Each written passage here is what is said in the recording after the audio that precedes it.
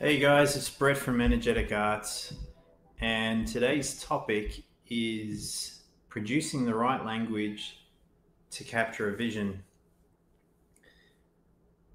And I've got to be honest with you, I've been sort of wrestling with how to present this topic and what to do in the session today because it's such a vast area. Um, and I feel like in this hour session, we're really only going to, I can only really point to some things, and without having some interaction, we're not really going to be able to work too much on changing your language. But um, what we can do is show you a bit more of the playing field, a bit more of the map. Hey, good to see you. And so, um, I guess what I want to do in this session is really just to talk about how language language as a technology has only recently been, hey, you're on time, you made it, has only recently been widely accepted um, as a technology. It's one of those things that we've just sort of grown up inside of, knowing, that it's always just sort of been there. And unless you've been, you know, taught about the language, the technology of language, excuse me, how to use it and what it's capable of and the effects on the mind and on people and how to condition the environment, um, then it's very easy for people to just get sort of swept away in the environment they're in and the language that's used.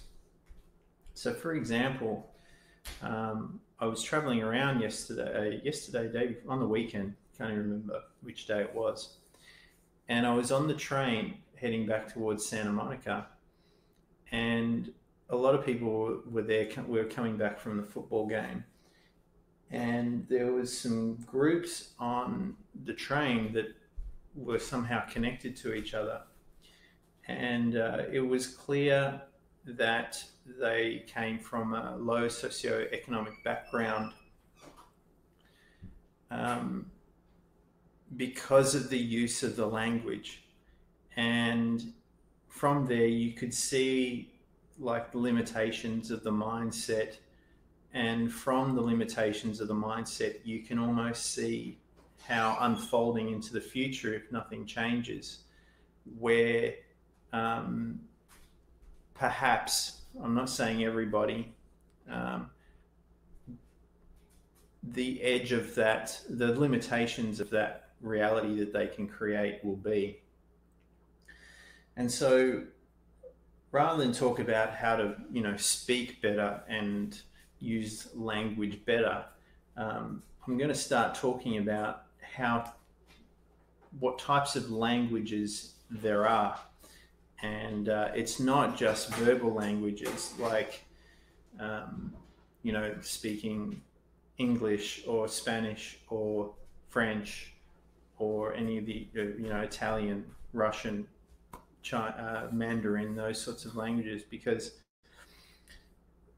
when we start to move into being bilingual or multilingual, or what they call a hyperglot, um, not only do certain words have different translations in different languages, but the meanings change as well.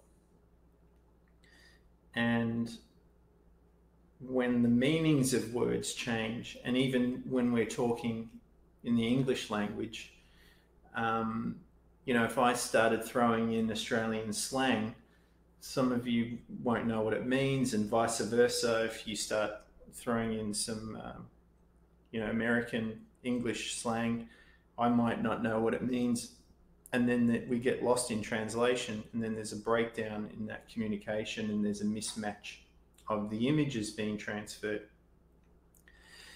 And so we have to also remember this works two ways, is that the language that we use is a representation, a representation of a perceived reality in someone's mind. And the brain's language is energetic. So it's visual, it's auditory, it's olfactory, and it's kinesthetic. And there's also a blending of these senses, which is known to be called synesthesia.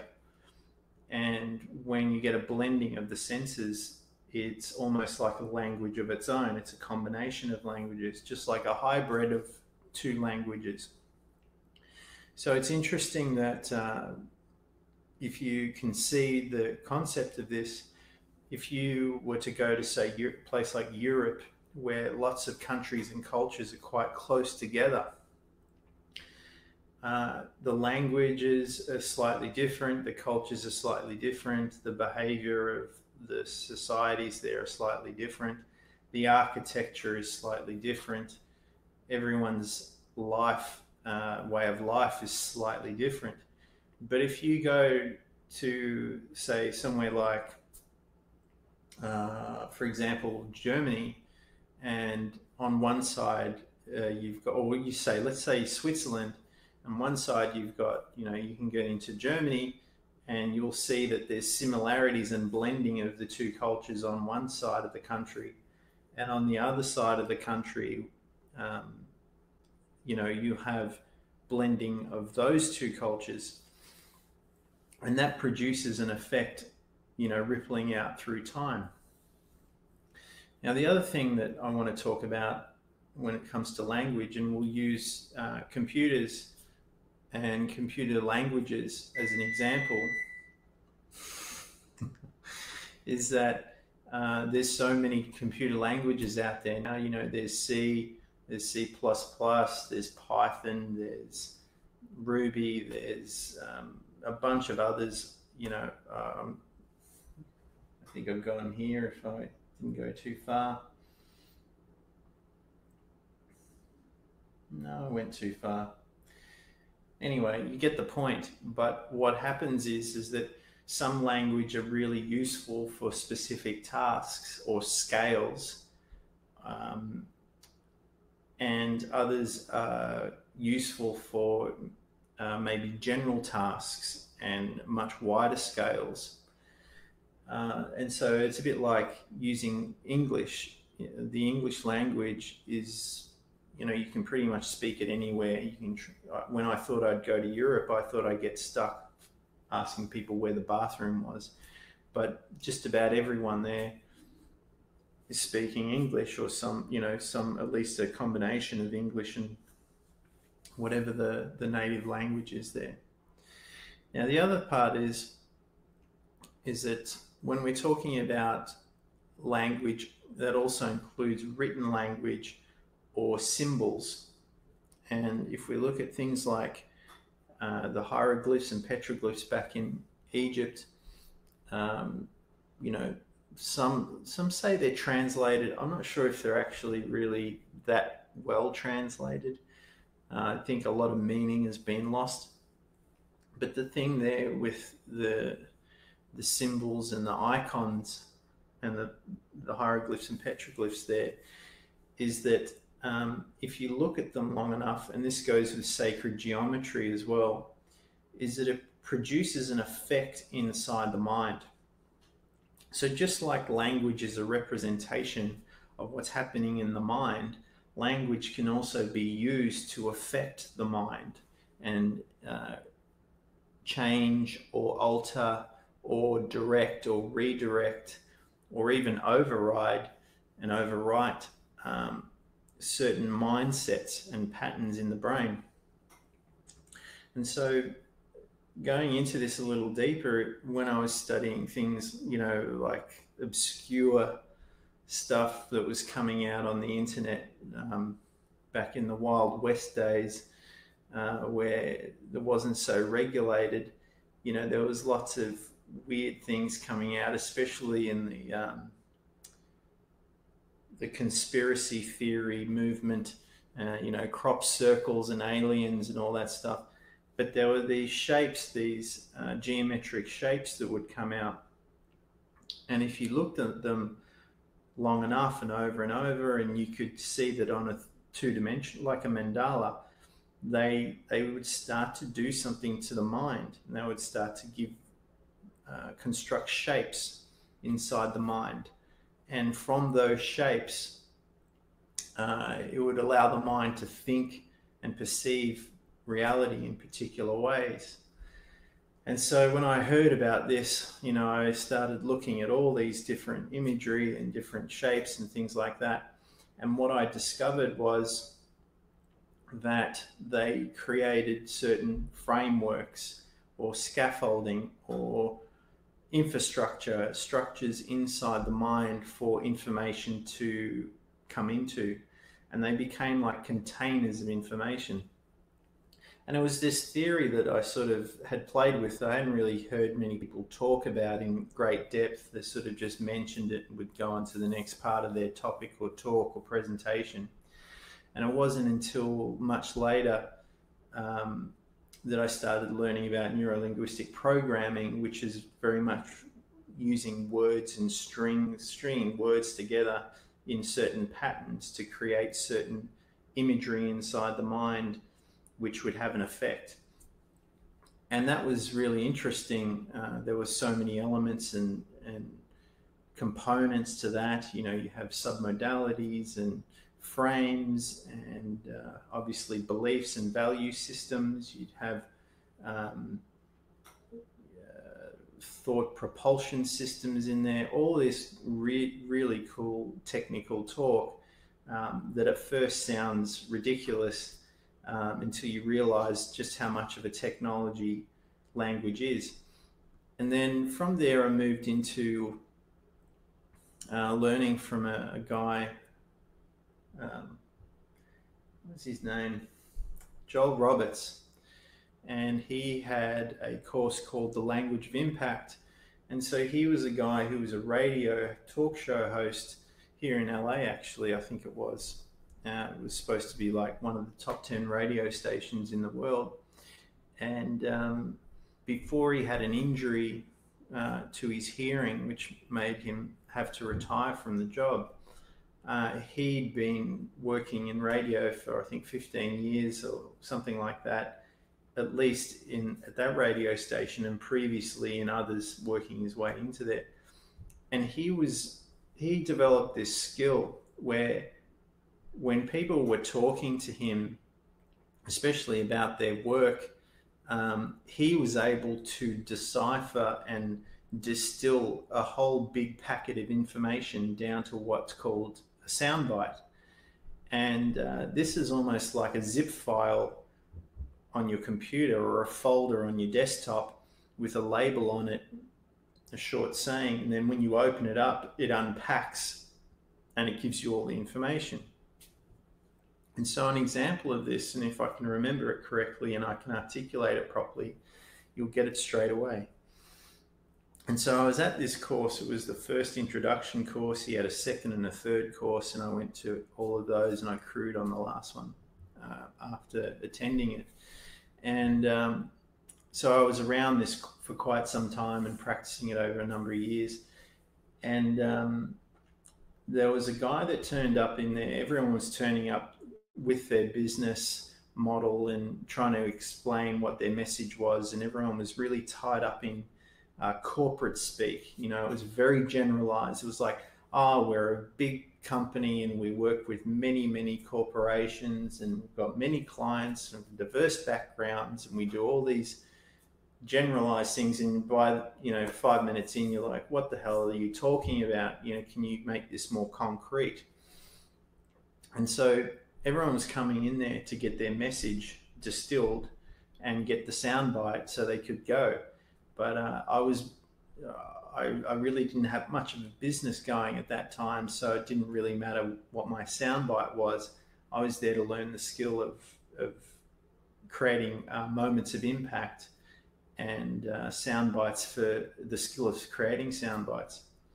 And so this guy came into the workshop and he had this cool recumbent trike. So this is the kind of bike you lie down in. You've got two wheels at the front, one behind you, and usually they have a flag, and you pedal out the front with your feet and you steer with your hands here. And he brought the bike into the hotel, and we would be riding this up and down the lobby just outside the function, the ballroom, in the breaks, and it was a lot of fun. And so he was like talking about, you know, how great the gears were and the components were the best that you could buy, and the engineering that went into it, and the welds, and it took so much years of development, and they used this computer program. And it's like, no one really cares. It's not connecting emotionally to the product, and the product is this fun thing. And if you could just ride it and experience the enjoyment of it, then instantly you're going to want one. And so he came up with a soundbite for it, and I think it went, if I can remember it correctly, first time, it was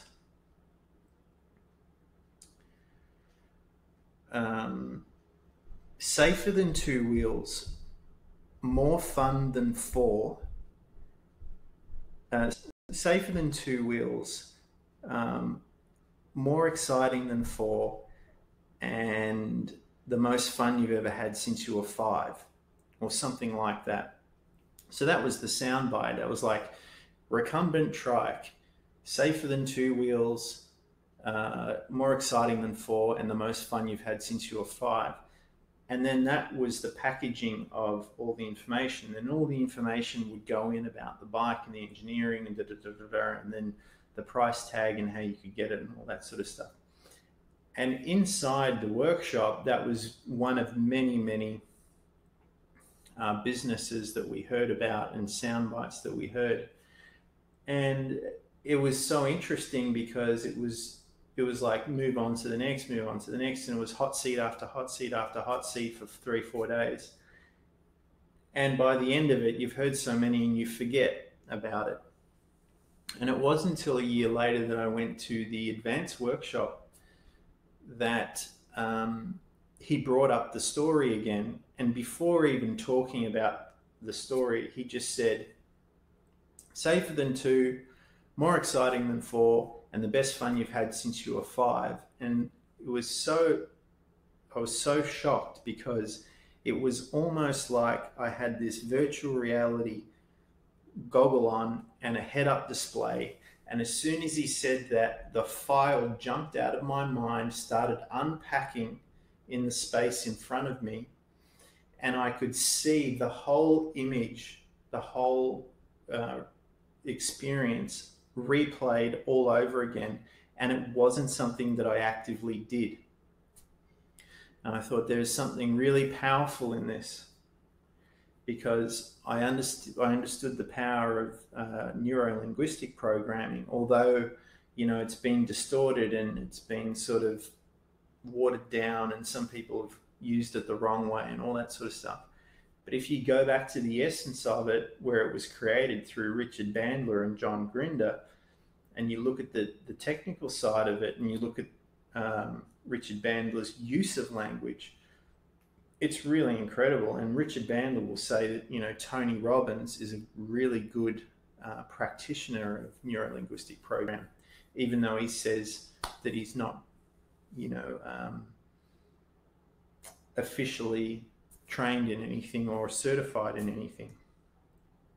And so you don't need to go on all these courses to understand this. You just need to understand that how this stuff works, and then see and hear and use enough of these language patterns over and over again until you get the concept of them, and then you can change in and out the values of those stories and those structures, and you can put whatever you want inside them. And so there's, you know, good and bad to this, because it's good that you can do that with your own mind. But what else happens is you realize how much this is being done to you at the same time. So in this course, Language of Impact, we learned how to identify a soundbite and a moment of impact, And he said to us, Joel said to us, when you see this, when you really see how this is being used on you on a daily basis, you are going to be shocked. It is relentless. And what happens is it's almost like the media is pounding your brain into submission constantly all day long and forcing so much of this stuff into your mind, and it's embedding and growing roots in there, and it's becoming, and they know how to do this, and then it becomes activated later on. And so what happened is, once we understood how these moments of impact were created, even though we're not, we're just learning about it, we may not be as skilled as the media masters out there. We watched 60 Minutes, just a random episode of 60 Minutes. And he says, I'm going to show you 60 seconds of the first 60 seconds of 60-minute episode. And you tell me how many moments of impact you can identify. And we had these sheets, A4 sheets with an exclamation mark. And every time we recognize one, we'd have to hold it up. And I kid you not, in the first 60 seconds of that opening sequence, there was well over 20 moments of impact. And these aren't just commands that go into the mind or suggestions. These are, like I said, zip files that contain imagery within those moments of impact. And so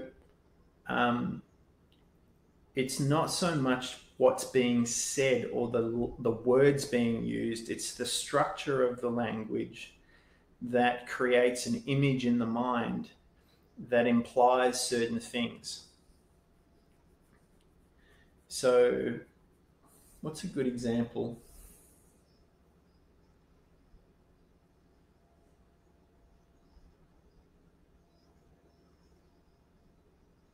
All right, so I mentioned before I was on the train, and I was coming back from the football game. So, and that's not a moment of impact or a soundbite, but that little sentence there presupposes a whole lot of things. And if you've ever been to a football game, you know that there's a big stadium there, there's thousands of people, there's two teams, there's cheerleaders, there's umpires, there's a bunch of stuff going on the screen. It's being televised all around the world. There's people that come out as, guests, and they get recognized. There's a mascot running around. And then out of there, when the game's over, it's this whole mass of people leaving this one space and it being filtered out into the environment. And then there's lines to get on the train. You know all this sort of stuff. So if I start talking about it, and you've been in this situation before, someone starts talking about something and they get 2 seconds into it and you get the picture in your mind, you get the sensations in your body, and you might go, oh yeah, did you have a good time? I love the football. Or you go, oh God, I hate crowds. I wouldn't be caught dead there. There's all these different responses to that one little saying.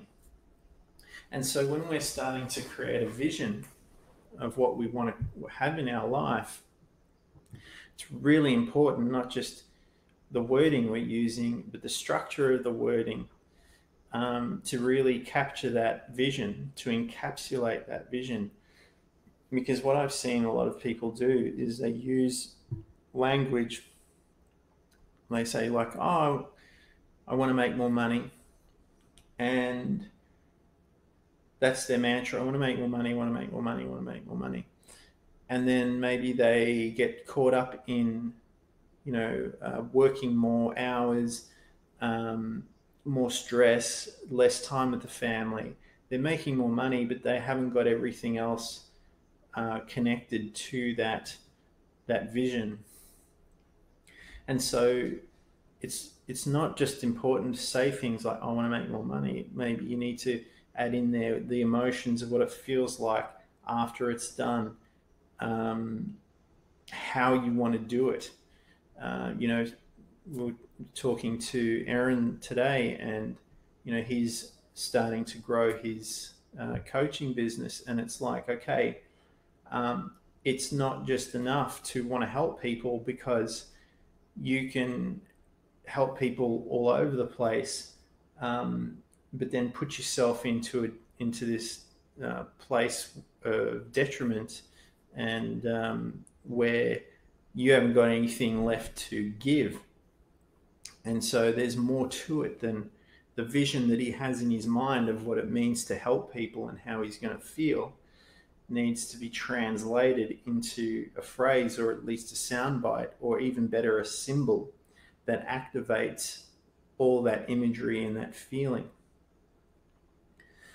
So I like to use symbols because, and this is the other thing, you know, when you really get into how symbols work and talismans, and you look at how corporations use them, it's like it's all over the place.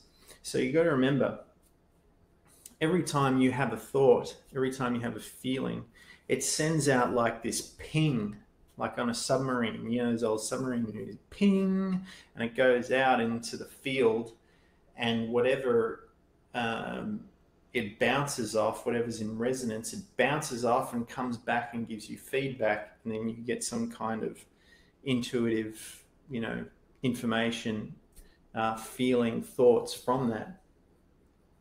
And if you're not really, I'm not saying controlling it, because not really, you can't really control it so much. But if you don't protect your create and protect your ecosystem, not in a, you know, militant way, but in more of a creating a hygienic system around you, that you're only pinging out, sending out certain frequencies and getting ripples back in the same category, and filtering out the others, then, like these people on the train that I was talking about earlier, you're going to be impacted and redirected and unwittingly moved around the chessboard, thinking that these are your own choices. So the other thing I've noticed is that when people put down their affirmations or their desires out there, it's usually coming from the filter of the mindset of where they are, which is not understanding that the mind, the energy that comes, and consciousness and energy that comes into the mind, is formed and compressed and extrudes out and projects into reality, and that becomes your experience. And it can be anything, like this media of energy, the ether, whatever term you want to call it. It has no bias, and it's not locked into certain scales. So you can literally make it into anything. It can be molded into anything, but it can only take the shape in reality of the mind that is filtering that energy and distorting it, creating it and deleting it into certain specific ways. So I'm going to pose this question to you. If you really knew and really believed that, you know, the power of the mind is, you know, all powerful,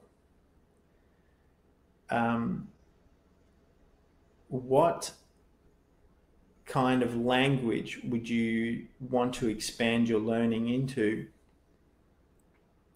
And what kind of visions would you want to create if you really knew that there was no limit to it if you knew how to construct the mindsets to produce that reality, and to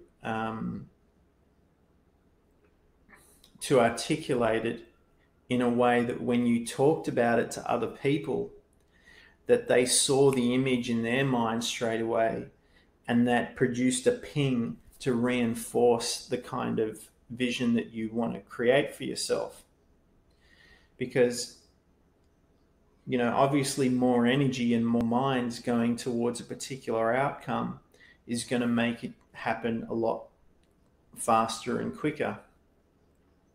And so the other side of this that's going to be in your favor, especially if you're a family and you're all on the same page, you can really get a lot of momentum really quickly.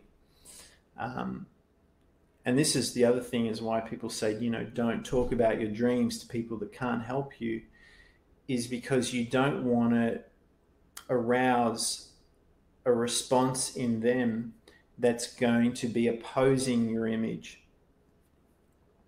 And so this is what speakers, you know, people on the circuit are really good at, is that they're good at articulating their vision in such a way that is so clear for you to see, and at the same time is presented in a way that you're not resistant to. And that's what marketing does best. That's why, you know, that's why most of us have an Apple phone, because they're not talking about the product itself. Because I think the company only has basically 5 major products with variation product lines of those products.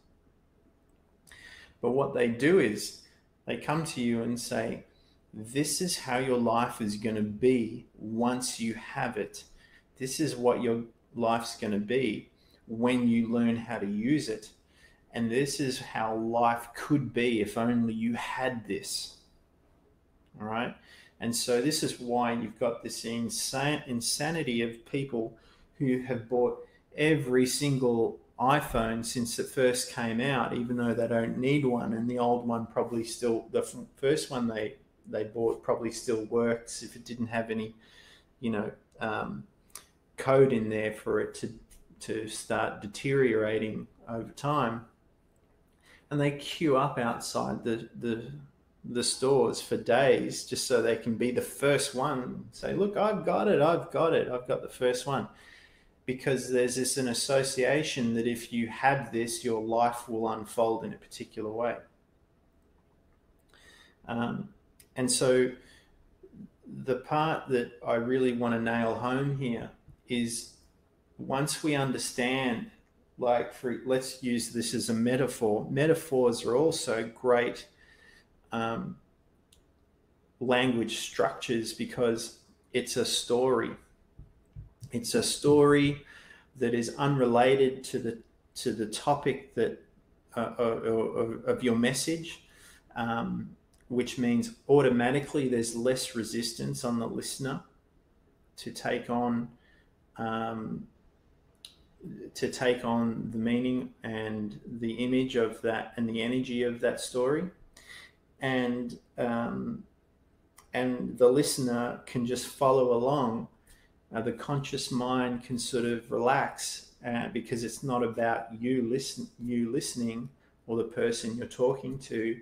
It's about a character in a faraway place doing some kind of task or activity that you can observe, but at the same time, the structure of language is still working on the mind. So, for example, everyone's getting these phones, whether you're part of the Apple tribe religion or you're part of the Samsung tribe religion and you're a loyal fanatic follower or not. Once you have the device, once you know what the device is capable of, then the training starts of learning how to use it, and doing your research and going through all the the crap of all the videos that, you know, the 14-year-old kids that just want to get hits on their YouTube channel, which doesn't really give you anything you don't already know, to getting deeper and deeper into the layers, to the people who are like the programmers and the developers of the product that tell you how it actually works and what you can do with that. And then once you have that basis of the engineering side of it, then you can go even a step further and you can go even deeper, and then you can get into like the hacking community, who for good or for ill, you know, has its place, where they have learned how, by understanding how it works and how you can use it, and in relation to other devices and other networks and other physical things, what impact you can have, whether it's positive or negative. And so this is, and there's so many different scales to this, by the way. You know, most people are just wanting to, you know, bring a bit of relief to their life and get out of a coping strategy because of this barrage that's coming in. But if you can keep all that at bay through, you know, things like taking time out, doing some research and meditation, all that stuff that you're already doing, and give yourself some space to set up a lab inside your mind where you can start to learn all this stuff, then you can really start to get momentum in and beyond what you think that you're desiring right now. So I hope this is making sense and I'm not going too fast, too quick, or I'm giving you stuff that you can pick up, because it's not just about learning languages. I mean, learning languages are hard enough, but learning how to use them is a whole new thing. And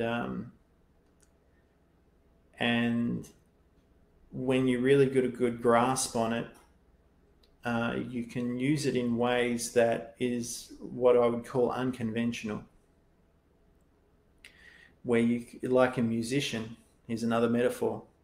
Like a musician, once you learn your instrument, and once you learn how to read music, and once you learn how to play many, many songs and many, many genres, then what you can do is you can start to translate that inspired thought and emotion into a unique original piece of music. And so this is what I want for you guys, is for you to get a good understanding of all these different areas, and language being one of them. You know, it can be quite daunting at times because of the technical side of it, because it is a technology. But, you know, once we get a bit of a foothold and we get our handle on things, and the mind starts to reorganize and it all just starts to fall into place, then you can become really artistic with it. And that's where we see, you know, poetry and literature and all these wonderful stories come out. All these great books we've read that inspire and get our mind to create all these imagery, all these images and experiences and emotions. And then even beyond that, like there's another layer of, say, you know, the writer, what's her name, Rowling, who wrote Harry Potter, these famous books, that then a studio wants to pick it up and make it into a movie. And then it becomes a visual auditory experience with music and acting and costume and lighting and direction and all these elements and sets and settings and, you know, all the rest that go with that. And as we've seen, you know, with the kids growing up today, is Harry Potter, for example, has had a massive impact on the world, and we can almost not even remember what it was like to not have Harry Potter in the world, and especially the kids now, like they have no idea what it was like before Harry Potter was there. It's just something that they've grown up with, and which I think is a great thing, because the use of magic spells in Harry Potter is very much in line with what we're talking about today. And so when you put energy behind um, these phrases, these words, this language, it has an effect. And anyone who's ever been verbally abused knows how effective that can be, or anyone who's been blessed or praised or encouraged or inspired knows how effective and impactful language can be. So I just want to really encourage you guys to learn, really learn about language as a technology, not just English language or whatever language you're speaking or the languages that you speak, but learn about language as a whole. Like I said, computer language, body language, symbolism, symbology, whatever it's called, talismans, visual languages like media, movies, TV shows. Often, a lot of what can't be openly taught and expressed and shared with the masses is embedded in story. And so there's usually a very similar narrative that most people are familiar with, and inside that storyline there's a encoded message for the people who are trained to pick it up, and you can extract that message if you know what you're looking for, and you can apply those messages even though it's presented in a fictional story or non-fictional story. Sorry. So I think that's I think I've divulged quite a bit on that topic. I'm going to open it up to any questions you have. You can jump in on the chat, or if you want to share the screen, I'm okay with that. Otherwise, if you have no questions and you got all that, then we might wrap it up a bit early. Where would be a good place to start? Yeah, really good question. Okay, so I like, first of all, start wherever you're interested in, but trace it back to the source. So the way I discovered neurolinguistic program and understanding that language was a technology and how it affected the brain, and then getting into learning about how the brain forms imagery and how it creates reality and all that sort of stuff, came because I was a young guy and I had a sales job, and I needed to increase my sales skills. And so I read all these books on selling and all this sort of stuff, and I followed the scripts, and even though I was following the scripts word for word and all that sort of stuff, I noticed that there were some people that were at a whole new level of success in terms of producing sales, and often they didn't follow the script at all. Like you show them the script, you say, hey, what's your script? And they look at you like, man, I don't have a script. And then you'd hand them the piece of paper, they'd screw it up and throw it away. And I realized that they were doing something different. So I looked into what that was, and I noticed that they were doing something. They were very good at producing imagery in other people's minds in a way that got them to act on specific things, like buying stuff or signing on the dotted line. And although I became really good at this, I felt like it was almost disrespectful and a bit of a violation, because these guys had no problem getting inside your mind and turning the place upside down as long as they could walk out with the loot. And I didn't like that, so I got out of that pretty quickly. But what I discovered was that some of them were learning what they were doing. It was they were putting people into a hypnotic state. So I learned a bit about hypnosis, which was really not a big jump for me because I was already using guided meditations, which are they're basically the same thing. But I learned about, I started reading about clinical hypnosis and what it actually does into the mind. I started studying Milton Erickson. I can't remember his first name, but his last name was Mesmer.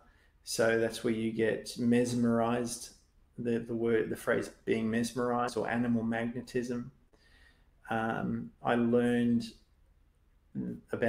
I discovered neuro-linguistic programming, and I went straight to the source of how it began, and that was through Richard Bandler and John Grinder back in the 60s. And as far as memory serves, they were both in IT, they were both computer guys, and they were doing experiments on how similar the brain is programmed like a computer. And then, of course, like I mentioned earlier, the extension of that is I would recommend looking up Joel Roberts and looking at the language of impact. And then study, once you've had a touch on that and you learn a bit about hypnotic states, learn about brain scans, brainwave states like alpha, beta, theta, delta, gamma, how to access that. And from there, I would start practicing on yourself. I would start training yourself like we've been doing into getting into all these different states and understanding what it is and how it is that this stuff works and what effects it has on you, before you go out and start working with other people. And I say that because back in the late 90s, around 2000, the noughties, when NLP was, starting to get legs, there are a lot of people that would do these short 6-week courses or whatever, and they'd become a master practitioner, master NLP practitioner, and they would just start working on people, not really understanding the extent and effects long term of what they were doing. And they were doing a lot of damage to people's minds. And when I ask them, like when I pull them up and go, hey, where did you learn this? They would tell me they studied with someone who I've never heard of before. And I say, okay, have you ever, and they'd say, what about you? And I said, well, I did most of my study privately and, through the internet, and studying people like Richard Bandler and John Grinder. And they're like, who's that? And I'm thinking, how can you be certified and call yourself a master practitioner if you don't even know where it began and who it began with? And why wouldn't you study the people that created it in the first place?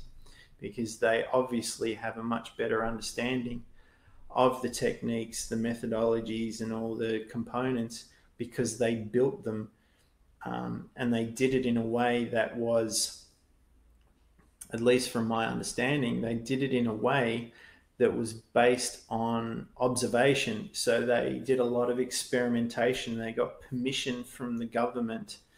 And I think, in the medical areas, psychiatry and things like that, to go in and practice with all these patients that were, sort of the hopeless cases that no one knew what to do with.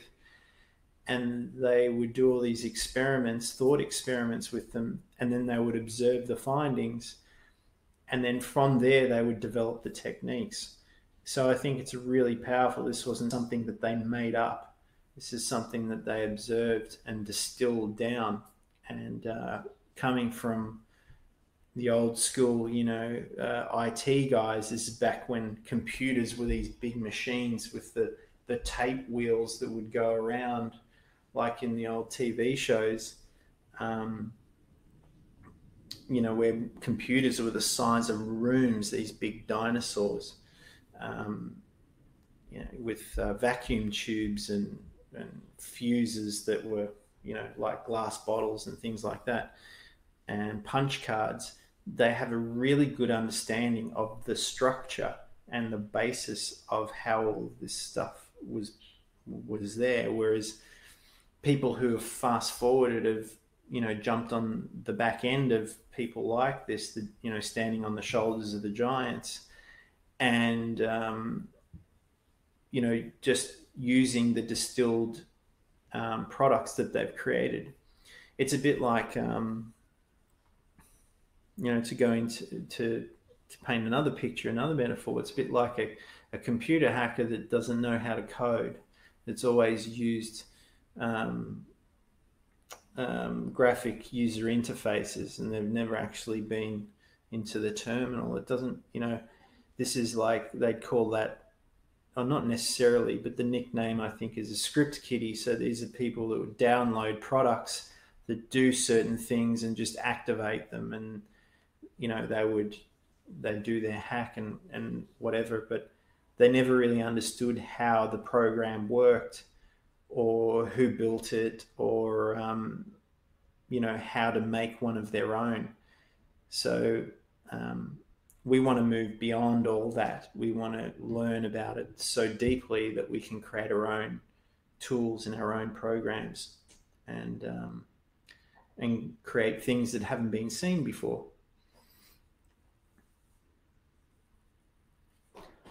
So that's a good start. I think if you started there, I think Richard Bandler's still got some videos on YouTube, some long ones too, some old seminars.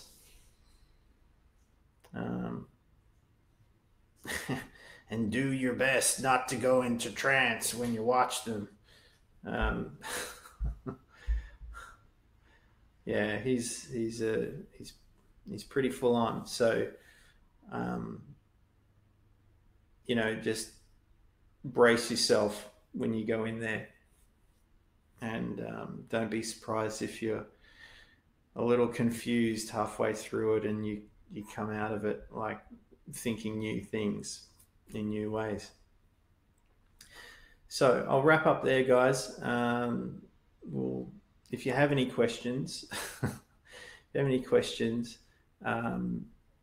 put them into construct a question, and we'll see you in the Q&A following.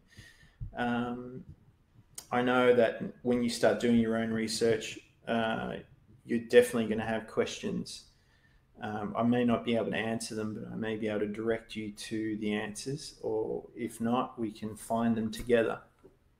So, because we're all, this is an endless learning process, and even when you get your black belt, so to speak, it's only the beginning anyway. So thanks for coming in. Thanks for watching. I hope it wasn't too deep, too quick, and I hope you're able to follow along. If not, you can always pick up the replay, watch it over and over again, and pick out all those juicy nuggets. Oh, the other thing I wanted to just mention is that as you get deeper into this and learn more about it, you're going to notice there are layers within layers within layers. And when you go back and review certain sessions like we've done, and I do this myself, is that you will notice that there's a lot more compacted and compressed inside the initial information packet. All right. And the more that you get skilled at researching and learning and discovering all this stuff, the more you're going to see it And this is the whole point with language, is that the more you know about it, the more you can see in your mind, in your reality, because it does start to reprogram and give more material for the reticular activating system in the visual cortex for you to perceive more. So anyway, we'll get into more of that another time. Thanks for coming, guys, and I'll see you all very soon. Bye for now.